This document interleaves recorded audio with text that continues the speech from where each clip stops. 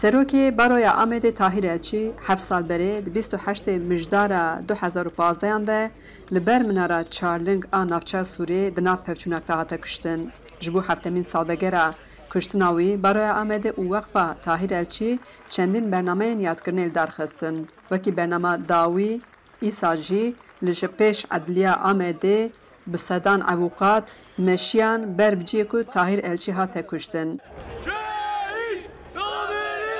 د پفچونên şerê xendekan da minara çarling ziyanek mezin dîtibû ew roj Tahîr Elçî digel endamên rêxistina sivîl ji bo bala raya giştî bikişîne bandora şer û bangewazî bike ji bo aştiyê li wir daxuyaniyek dabû.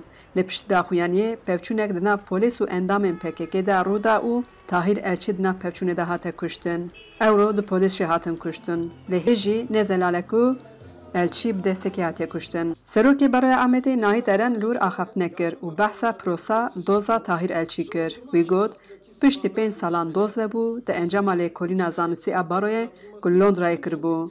Lê gumanbar hêjî hat nedatkirin. Îro royekî xemgîn ji bo me ji bo Baroya Amedê. Tahîr Elçî hukuknasekî delal bû. Ji bon parastinan mafên mirovan bêwî nedibû. Îro Baroya Amedê em bêwî kêm in. Ew dozê ku em çuqa bimeşîn jî weku min got em bêwî kêm in. Em xemgîn in îro. Em carna aciz in.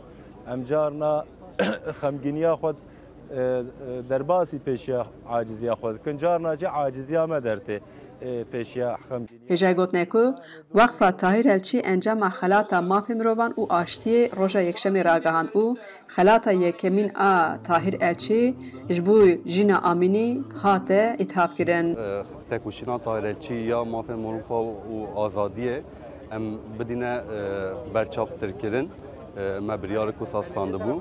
Çima me da jîna Emînî ji ber ku ji bo tekuşîna azadiya İranê de wek navek sembûl bû û ji ber vê ew diyê hat qetil kirin. Xecî Can Farqîn, Dengê Amerîka, Amed.